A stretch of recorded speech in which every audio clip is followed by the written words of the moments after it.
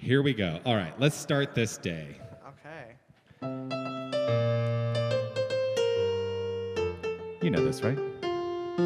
Sleigh bells ring, are you listening? Wait, I'm singing the harmony.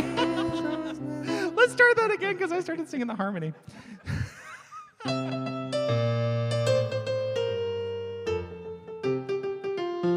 Sleigh bells ring, are you listening? In the lane, snow is glistening. A beautiful sight, we're happy tonight, walking in a winter wonderland. Gone away is a bluebird, here to stay is a new bird. He sings a love song as we go along, walking in a winter wonderland. In the meadow we can build a snowman and pretend that he is Parson Brown. He'll say, "Are you married?" We'll say, "No, man, but you can do the job when you're in town." Later on we'll conspire as we dream by the fire to face unafraid the plans that we've made, walking in a winter wonderland. In the meadow we can build a snowman and pretend that he's a circus clown. We'll have lots of fun with Mr. Snowman until the other kiddies knock him down. When it snows, ain't it thrilling? Though your nose gets a chillin', we'll frolic and play the Tucsonian way. Here it's not a winter wonderland. Here it's not a winter wonderland. Here it's not a winter wonderland. That's a fun way to start. How is everyone today? It is a beautiful Christmas spirit today. There's a beautiful Christmas spirit in the air today, and I love Christmas. I love the Christmas season, and I'm so grateful that you've decided to be here today to celebrate our little bit of Christmas here at Tucson New Thought. So welcome to Tucson New Thought, and if you're joining us for the first time, I'm so grateful that you've decided to be here and spend your time with us this morning. It's going to be a good day. It's always a good day when we decide for it to be a good day. Right? So that's the fundamental premise of our teaching. When we make a decision, the universe conspires to make it happen. And so let's decide every morning when we wake up that today is going to be a great day. What do you say?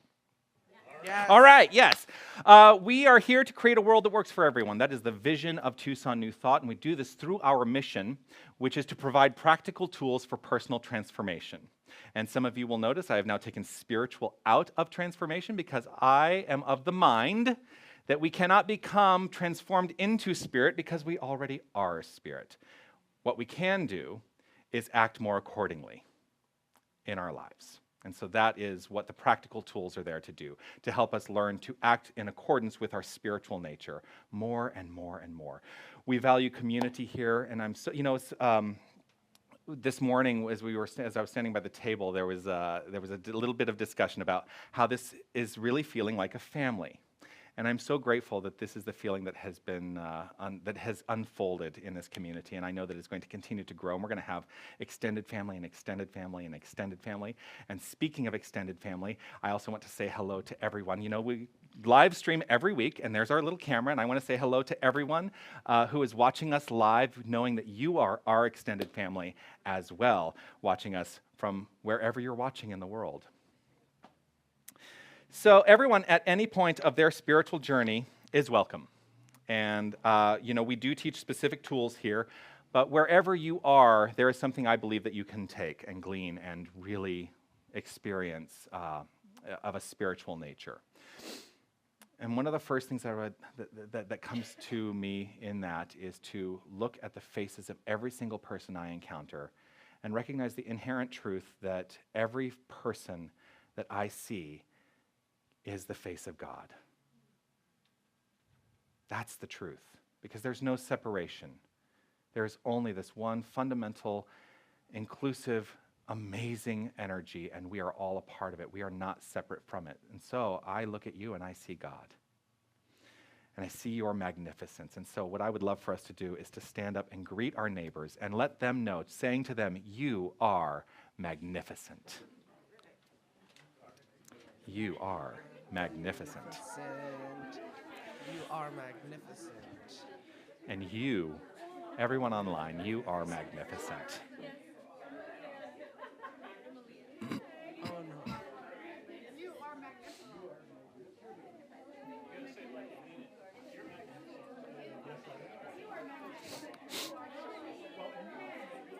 What a good moment.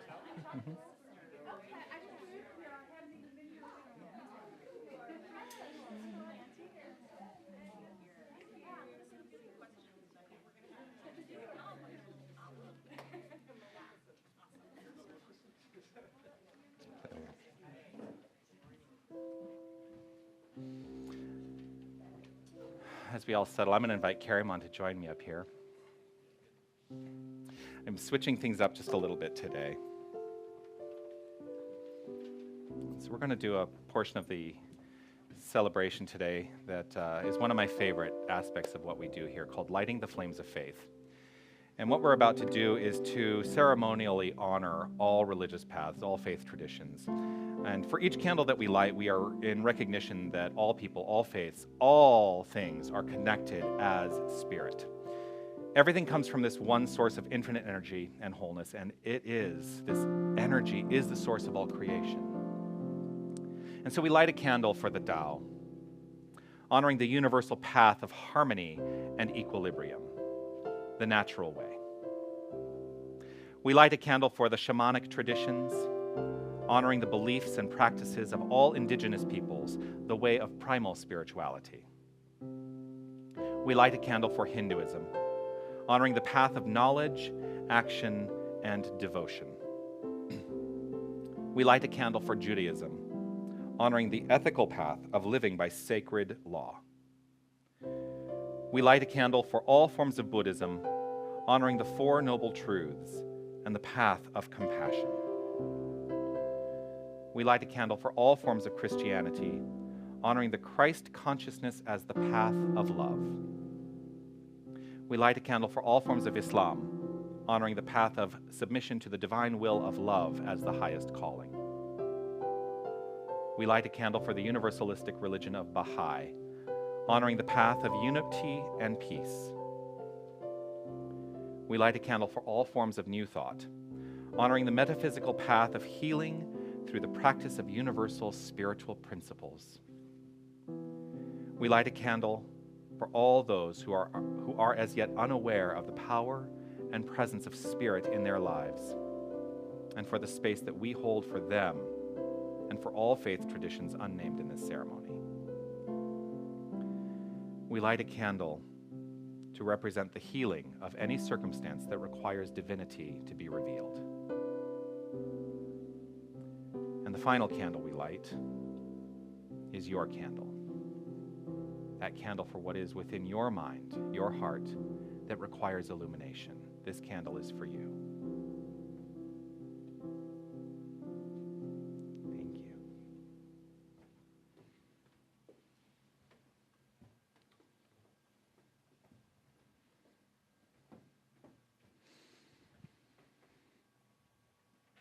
I don't want to introduce this song, I just want to sing it.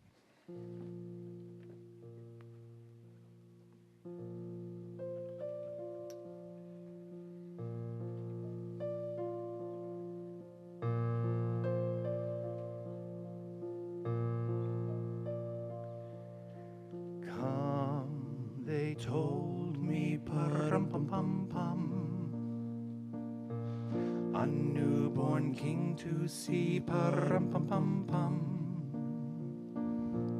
Our finest gifts we bring, pa-rum-pum-pum-pum, rum-pum-pum-pum, rum-pum-pum-pum.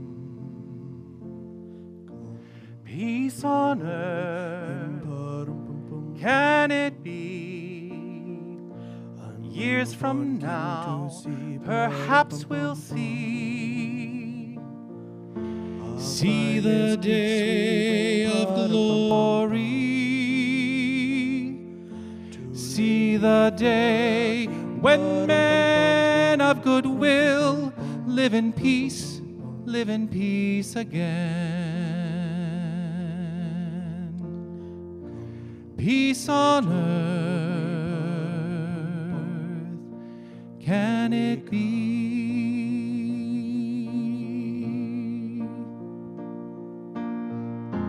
Every child must be made aware. Every child must be made to care. Care enough for his fellow man, to give all the love that he can. I pray my wish will come true for my child and your child too. He'll see the day of glory. He'll see the day when men of goodwill live in peace again. Peace on earth, can it be?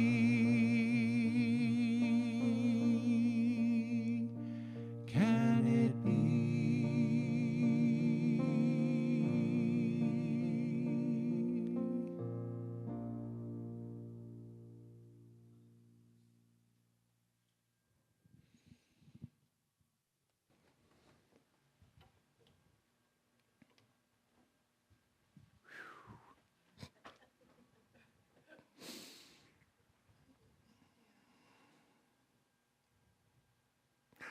I thought I was going to hold it together a lot better than this today.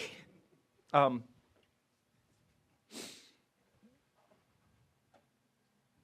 first of all, my best David Bowie impression. Just to lighten it, right? And Bing Crosby. I guess I'd make Crosby then.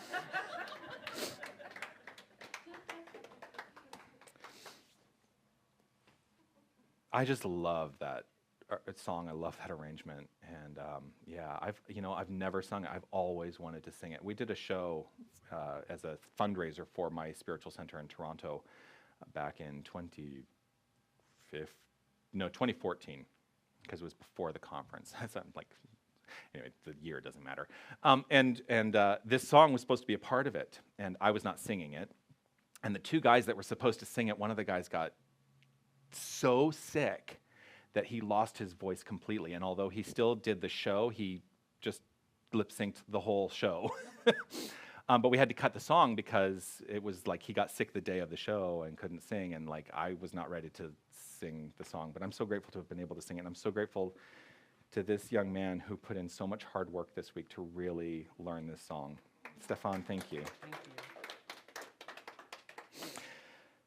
Whew, I would like a number, if you would, please, between 23 and 425, or is it 25 and 423? Somewhere in there.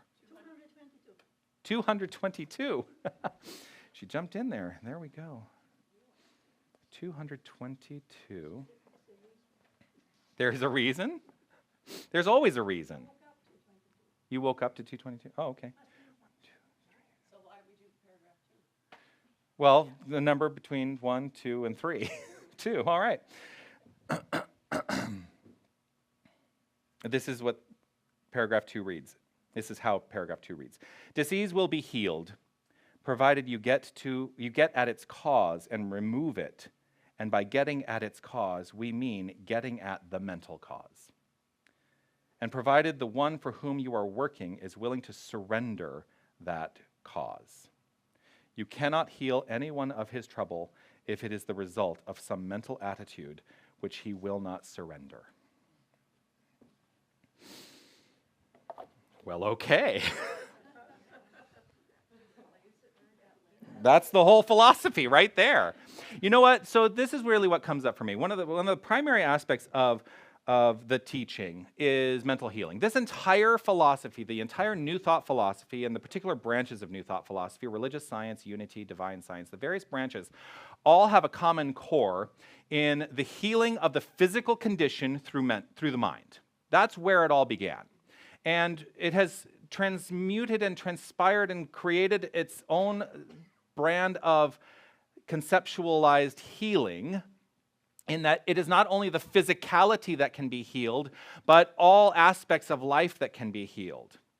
our financial affairs, our relationships, our creative expression, our health, all can be healed through the use of the mind. The use of the mind is the most important tool we have to create healing in the world. And it used to be very personal, and it is still very personal for me. But I also have committed my life to stepping into working with other people. Now, in the working with other people, what I have learned is if you are not willing to heal, you will not heal. And there's no amount of work that I can do in this universal mind to create healing if you are not willing to heal. Think about that. Frequently, we're holding on to something. We're holding on to something when we want that healing to unfold. But if we hold on to the thing, then we will never be healed of it. That's what Ernest Holmes is saying here. Disease will be healed provided you get at its cause and remove it. Cause is never in the world of form. The world of form is entirely effect. And we teach a law of cause and effect. And so the cause we teach is entirely 100% in mind. I have seen and experienced what many people would say was miraculous healing. I watched my mentor in this philosophy go through stage 4 throat cancer and be healed. Be healed of it. Partially through medical technology and Western medical technology. He had chemotherapy, he had radiation. But the thing is, I don't think, stage 4, there's no stage 5, right? Had he not been in mental healing as well, none of those things would have worked. It all begins and ends in mind. And so if there is something in your life, if there's anything in your life that you are looking to have healed, start with your mental attitude. And an attitude, I will say, one of my other favorite quotes is this: an attitude of gratitude is where I think we should all start, because an attitude of gratitude is most salutary, he writes, and bespeaks the realization that we are right now in heaven. Right now. This is it. This is the moment, right here and right now, where you get to make a decision. Each and every one of us gets to make a decision to create for ourselves and for our fellow man peace on earth. Whatever it is we are looking to have healed. We experience a lot of tumultuous energy in the world. Just watch the news. But we are the point at which that energy shifts, when we decide to be the point at which that energy shifts. That's healing. Recognizing that even in all of that tumult, there is God. There is God. And when we unfold and allow God to unfold, we will see more and more and experience more and more God in the effect. Because there's nothing else. God only. That's it. There's only God. So, disease will be healed provided you get at its cause and remove it. And by getting at its cause, we mean getting at mental cause, provided the one for whom you are working is willing to surrender that cause. You cannot heal anyone of his trouble if the result is of some mental attitude which he will not surrender. Let us surrender our mental attitudes and go only to healing. That's my gift today in the random reading and reflection. And it seems then appropriate that this be the song of the day.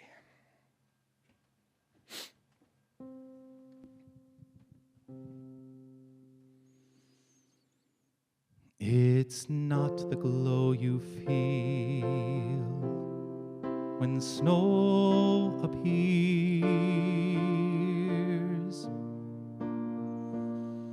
It's not the Christmas card you've sent for years. Not the joyful sound when sleigh bells ring, or the merry songs children sing.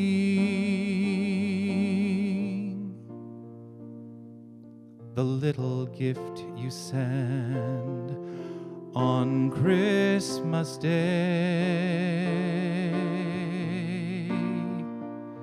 will not bring back the friend you turned away. So may I suggest the secret of Christmas. It's not the things you do at Christmas time, but the Christmas things you do all year through.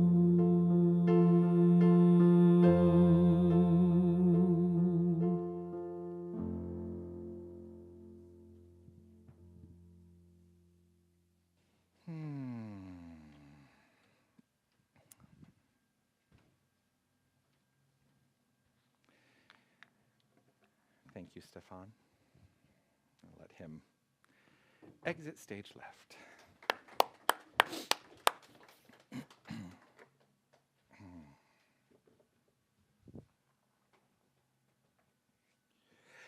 I'm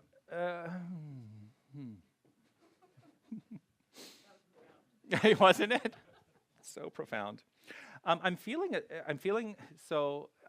a little more emotional today, I think, because of the experience I've had over the last couple of days, which was to drive to, I talked a couple weeks ago about my 19-year-old friend who was taken in a car collision on Thanksgiving weekend. And so I was in LA yesterday for her memorial service. And I'm sure that if you were on Facebook and you saw, wait, he's in LA, doesn't he have to be back in Tucson? Yes, and we got back at 1:30 in the morning. So grateful for my husband who has a lead foot and really jammed through to get us here. Pop, if you're watching, he was safe, I promise. Because my father was very concerned that we would make it safely, and we did. So it's been in a kind of an emotional roller coaster for me the last couple of days, and I was talking to Carrie Mom, my sister, this morning about how in many ways I'm still in coping state around this transition, and that's part of grief, that there's a denial in my mind that is suppressing what is in my heart, because that's how I'm going to get through and have the experience of this unfoldment. And not really what I expected to talk about right off the top of a Christmas service, Merry Christmas, everyone. I love Christmas. I love Christmas, and I get emotional. I think I get a little more emotional around Christmas because I love it so much. And Christmas is growing up, Christmas was always such a beautiful, beautiful time of year. And I love it not because of its religious significance, because that was not my upbringing. I am a minister now in New Thought, but I was not brought up going to church. I was not brought up in a specific faith tradition. I was not brought up in a religion. I do believe that I always had a spiritual sensibility, which is what I was attracted to when I was coerced into going to a New Thought service for the very first time. That's a whole other talk, and some of you have heard it. And I say coerced in quotes also because when the student is ready, the teacher will appear, right? So it was the perfect time for me to be dragged in kicking and screaming to a New Thought service. But I'll tell you, I went to that Sunday, haven't missed a Sunday since. That was in 2005. And it was about 6 months into my experience there that I sat and was watching. I thought, that's what I'm meant to be doing. I am meant to be at a pulpit. So this is someone who was not raised in religious. So Christmas had no religious significance to me. Growing up, I was born and raised here. I lived on 18th Street, right off of Country Club, growing up. And that is like the house of my childhood that I always think about. And across the street every year, this family would put up this nativity scene. And it was, it was like a very plastic Mary and Joseph and baby Jesus. And it lit up at night. And I was always very curious about that. And so I didn't really, not knowing what I didn't know about the story of the Nativity and the story of Christmas and what it really meant, I allowed my imagination to go wild. And I knew that it had something to do with the song Silent Night. silent night. And so I was like, oh. So I was probably 4 or 5 years old, and I decided that I was going to recreate the story of the Nativity in my living room for my family. And so I got sheets out, and I wrapped myself up in sheets, because across the street, the image of Mary was, somebody was asking me about this today. This is my teddy bear that I've had since I think I was like a year old. This is a 44-year-old teddy bear. I took my teddy bear and I wrapped him up in swaddling, and I put him in a cardboard box with shredded newspaper. And there I was, and I got down on my knees in my most glorious way, wrapped in my blanket and with my hands held in prayer position, and I sang Silent Night to my teddy bear for my family. And that was my rendition of the Nativity when I was 4 or 5. I didn't know what I was doing, but I knew there was something. And there was something about that song that really appealed to me. Anyway, so every year, I'm just going to give you fair warning, I tell this story every single Christmas service. So you're going to hear it every year. And I bring my teddy bear to every single Christmas service. Yeah. The funny thing is, I was leaving, and we were running late this morning, and I had to take Dane to work, and I was loading stuff in the car. I said, Dane, have you seen my teddy bear? And he said, no. I said, it used to be sitting on the bedside table. I haven't seen it. And then I go and I looked, and I opened up the linen closet. I'm like, there's my teddy bear in the closet. And he said, there's probably something in that.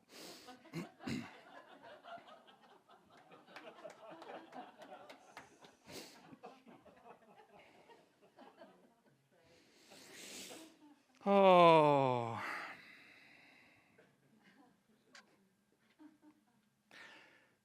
That experience when I was a child, there was something that was illumined in my soul on some level that knew that there was some importance to this tale, this story. And what I have come to understand more deeply as I have grown up, I think I'm grown up, not always, as I've grown up and come into the experience of being a New Thought metaphysical minister, is that the story is much deeper. It runs much deeper than just the words in the Bible. Ernest Holmes wrote this: "The Christ is not a person, but a principle. Jesus, the man, became the living embodiment of the Christ." So when we talk about Jesus Christ, Christ was not his last name. Christ was his title, like I have a title of Reverend. I am a minister of religious science. Reverend Jonathan Zenz is my title. I'm an ordained minister, so there you go. The concept of Christ means to be anointed. And to be anointed means to be protected. The idea of anointing was that it comes from the idea of putting oil on the forehead, really in the place of the third eye, but that's a different philosophy. And that oil is a protective thing. And it comes from the days of shepherds. See, there's also a connection. The days of shepherds where they would put oil on the sheep to protect them from insects. So this idea of being anointed and anointed with oil runs through the expression of all religious faiths in some manner or another. But today we're specifically talking about Christianity. Christ not being a person, but a principle. So what is the principle? What is the Christ principle? It's very simple. It's very simple. It was expressed by Emma Curtis Hopkins. It is also written in The Science of Mind by Ernest Holmes. It is this: there is one life. That life is God's life. That life is perfect. That life is my life now. That life is your life now. When we are in the place of acceptance, we all are living as the Christ consciousness. And that is ultimately what I believe Jesus was here to teach. Jesus was not here to be the exception to the rule. He was here to be the way shower, to say this is a way of being. And when we truly understand that there is only one life, that life is God's life, that life is perfect, that life is my life and your life right here and right now, things get better. The call to peace in the Little Drummer Boy Peace on Earth song, I was struck by it this morning because it starts off with peace on earth. Can it be? It's a question. Can it be? Can it be? And then he says, years from now. I'm like, well, why can't it be right here and right now? Truth is, it can. It can be right here, right now, and it can be the experience for each and every one of us when we decide for that to be the experience. Because when you make a decision, the universe conspires to make it happen. I'm quoting a lot of people. That's Emerson, by the way. There is one life. That life is God's life. That life is perfect. That life is my life now. The birth of Christ means the bringing to consciousness the spiritual idea of man. That's what the nativity story tells. It is a recounting in an allegory to say this is the birth of the spiritual understanding of man, that there is no separation between God and man. Jesus said it, the Father and I are one, and he meant it is the universal I for each and every one of us, not that he was set apart in any way. We are the very embodiment of God in form, living its life as our own, loving as it in our own unique, personalized, expressive, expansive way. The birth of the Christ means the bringing to consciousness the idea of a spiritual man. The premise upon which the entire philosophy rests is this: perfect God, perfect man, perfect being. Perfect man being perfect God.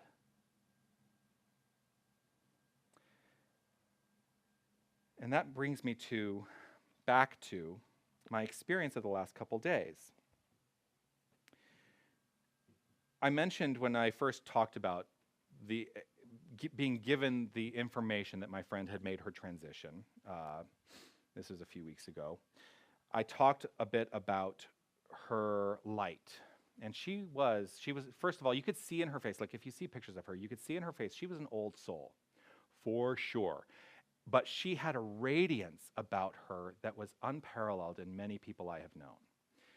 And she put a video on Facebook a couple of years ago, and this video has started really making the rounds. And I think the last we saw it has like 30,000 views.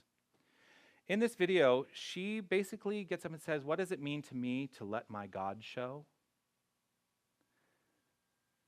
She says, in letting my God show, it's not letting fear rule my life anymore.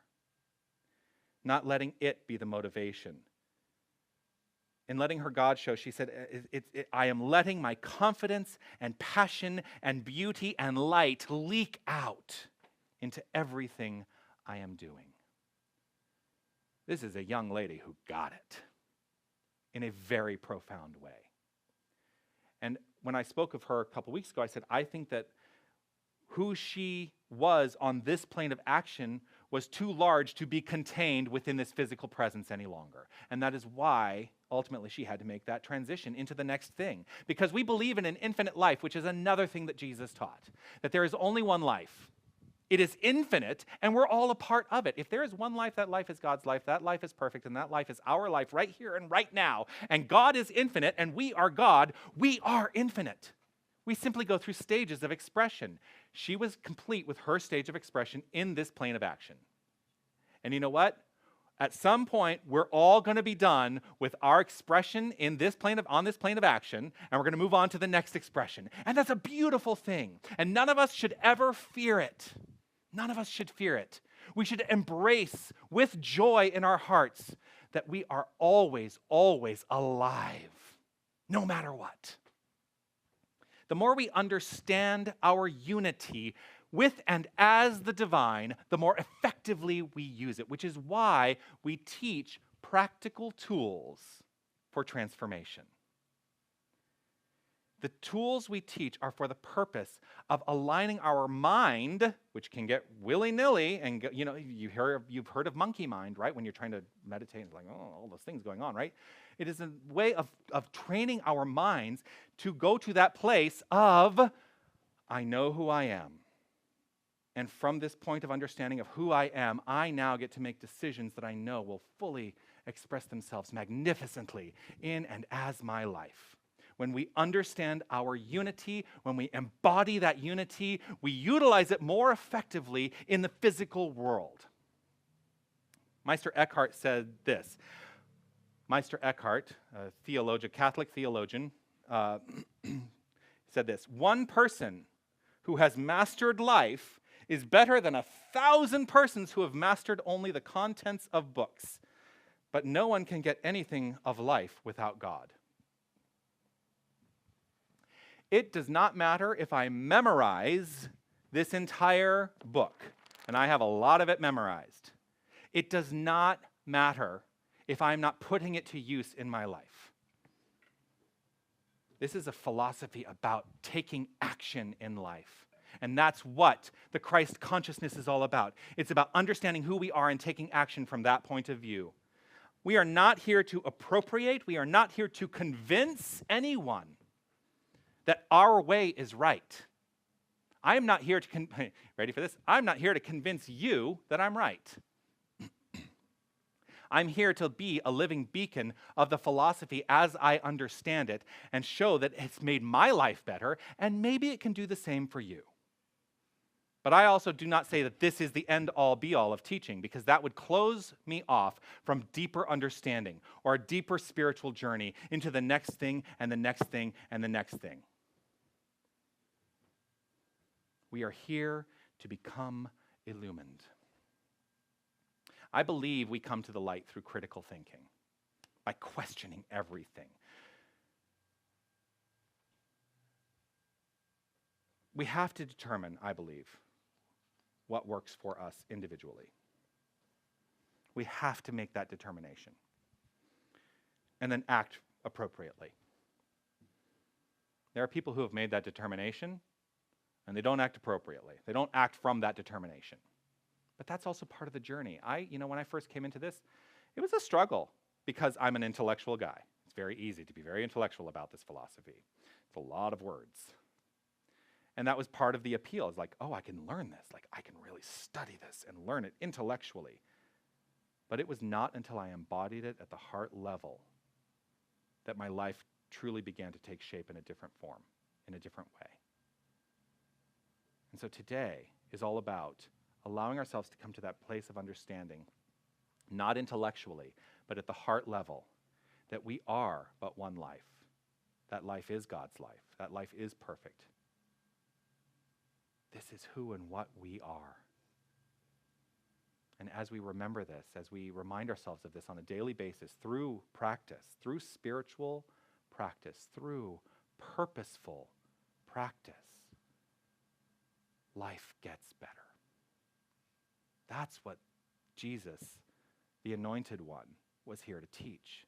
And that's why we celebrate with such veneration this day. Well, in a couple days. Even though that was appropriated from the pagans, that's a whole other Christmas story. I'll talk about that someday. This is how I wanted to end today. I wanted to end with this quote of Ernest Holmes. He wrote this: "To know God is to know love. For without love there is no knowledge of God. As the Christ awakens, the divine spark, shot from the central fires of the universal flame, is able to warm other souls by the radiance of its own self-unfoldment." To know God is to know love. For without love there is no knowledge of God. As the Christ awakens, the divine spark, shot from the central fires of the universal flame, is able to warm other souls by the radiance of its own self-unfoldment. We are the divine spark from which God is expressing at all times. And the more we centralize that in and as love, the more we change the world and create a world that works for everyone. And that is the secret of Christmas. Namaste.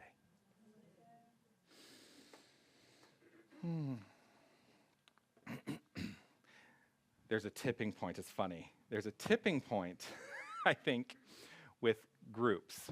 It's like Marvis was wanting to applaud, and other people like, is it appropriate? I don't know. As Stefan comes back up, I would invite you all to take out whatever it is you're offering the center today, in terms of your gift, your contribution, your tithe, your investment, whatever you choose to call it. Tucson New Thought is a community that is supported through your generosity. Our bills are paid 100% through donations. And it doesn't matter how you express or what you call it, it's a matter of sharing so that we can continue this community as the good community that it is and for the good that it is intending to do in the world. The consciousness of giving is the starting point, which engages the experience of receiving. And when we give, we receive. When we receive, we give, and we can live in the flow, and it all gets better. So there are many options for giving. You can give online. If you're watching us online, there is a link for you to participate in giving with us today. You can give with a card at our table, cash, checks, whatever you want. But I am so grateful, and I want to say I live in deep gratitude for all that you give, because it really does help us to further our intention of living our vision and mission of creating a world that works for everyone. So let's read together on your handout the Divine Givingness Statement, which starts with divine love. Here we go.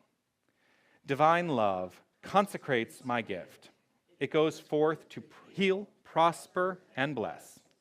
It is evidence of my conviction that spirit is the source and substance of my supply. I joyously contribute to the vision of my spiritual center, knowing that it returns to me multiplied abundantly. And as William takes the basket around, a couple of things I want to let you know that are happening. First of all, you all know about Ben's Bells project, yes? Yes? No? Some of you? Well, Ben's Bells, you can look it up online, and I would suggest you do that. Marvis ordered some stickers and brought them in, and they are there for anyone to take, and you can put, like, I've been wanting to put one on my car, so I'm grateful to have one now, because what better message? I mean, this is the message of our philosophy. Be kind, right? Why not? So there are stickers for you to take, and I am grateful to Marvis for bringing those in. Also, it is a potluck Sunday, and I'm so grateful to everyone who has participated in bringing stuff for us to share and enjoy, and it's going to be a good time, and what a wonderful way to celebrate our community. I talked last week about doing a visioning meeting on January 6th, which will be a precursor to our annual general meeting for the members on January 27th. The visioning meeting, I would like to bring together anyone who's interested in sitting down and having a discussion around what is the future of Tucson New Thought. You know, I landed here in March, and I've been kind of like going for it, because this was my vision when I left my spiritual center in Toronto, is to come back to my hometown of Tucson and launch a spiritual center. And I have a lot of ideas that I've talked about off and on, but let's come together as a community and determine what it should be, because I keep saying it's all about community. Now, here's the thing. We have this space until noon on Sundays, and so it may not be that we do it right after the service, or if we do it right after the service, we'll go to another location. But one thought that I had is we can do it after hours at dedicated gluten-free bakery and coffee shop if we meet there at 6 p.m. And then I'm looking at the people who are like, but we live in Oro Valley. What I would like to do is make it available through web conferencing, so if you want to go home, you can still participate on your computer and be a part of the conversation, and we use Zoom technology for that. Not maybe ideal, but we'll also figure that out as we go along. It's going to be 2 weeks from today. 2 weeks from today. Also, we have membership forms if this is a place that calls to you and you would like to affirm your membership as this being your spiritual center. You can fill out a membership form and make that commitment to it. It's just simply saying this is the right place for me at the right time for this part of my spiritual journey. That's what you're committing to. Also, we have prayer requests. If you would like to write out a prayer request, it will get worked on in mind, which is where all healing happens. And yes, I did mention the annual general meeting is going to be on January 27th, where we will talk about what happened at the visioning, and you also get to look at all the business part of the unfoldment of Tucson New Thought, profit and loss sheets and balance sheets and all of that, because that's required by law to be a nonprofit, that we have to do that every year. So let's take a breath.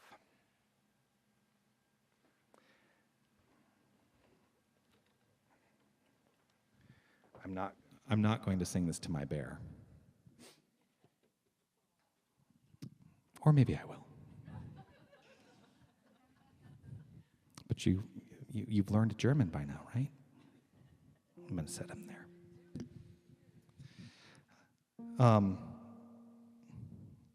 One of the most, this is one of the most glorious Christmas songs ever written. And I had the distinct honor for many years, I sang with the Gay Men's Choir of Toronto. And for many years, I was the lead soloist on this song.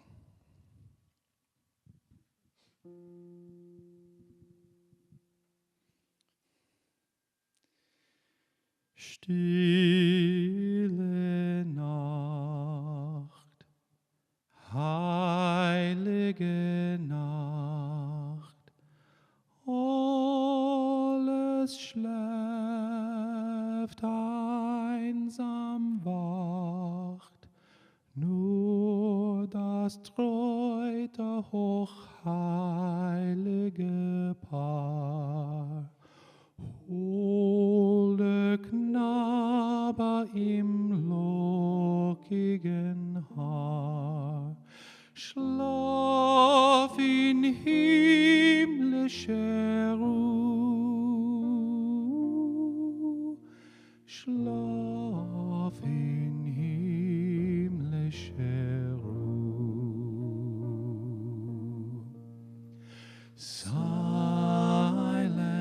night, holy night, all is calm,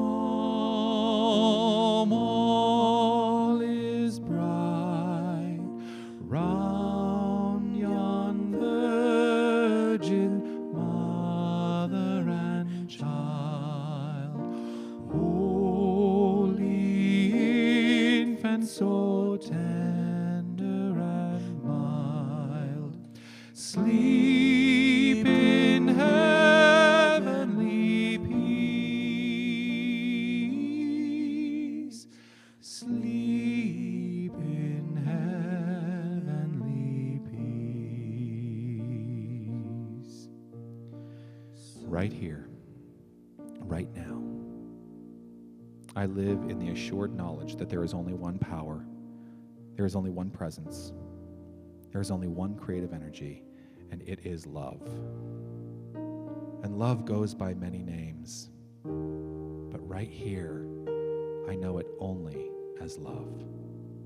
And love is the deepest expression of life. Each and every one of us is perfectly aligned and attuned as love. The reason we experience life on this plane of action is because of love. This is what Jesus the Christ was here to teach. There is only love. There is only light. There is only peace. There is only beauty. I step into this moment knowing that these are the aspects of the divine presence at the forefront of my mind. And as I allow my mind to settle into the heart space, this is what I experience: love, light, peace, beauty. It is my choice, and the choice for each and every one of us, to allow what we would like to settle into our heart, into that heart space that knows only the joy, the love, the light, the peace. I am so grateful for all that has conspired to make this experience of our Sunday gathering happen today. I'm so grateful for every single person's participation. I'm grateful for everyone who showed up everyone who said, this is a community I choose to be with today. I'm so grateful to this physical space being our home in the here and now. I'm so grateful for everyone who stepped up to help today. I'm grateful to Stefan. I'm grateful to Aiden. I'm grateful to Karimon. I'm grateful to Marvis. I'm grateful to everyone who brought food. I'm grateful. I live in gratitude, for that attitude of gratitude, as Ernest Holmes says, is most salutary and bespeaks the realization that we are now in heaven, and I am now in heaven, for this is my point of view. Living this, trusting this, knowing this, I relax into the pure, perfect unfoldment of this. I release, let go, allow, and with a breath, together let's say, and so it is.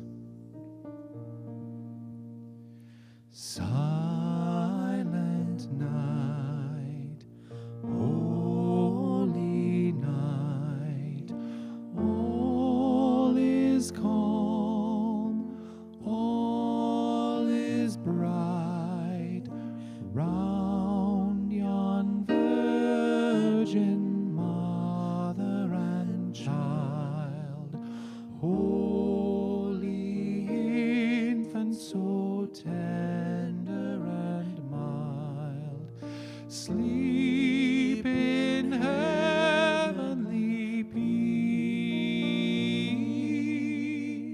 sleep in heavenly peace.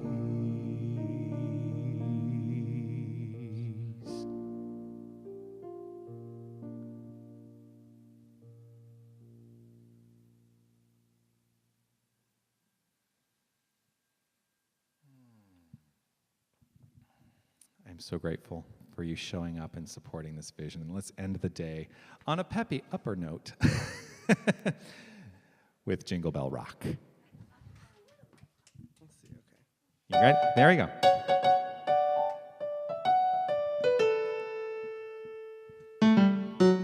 Jingle bell, jingle bell, jingle bell rock.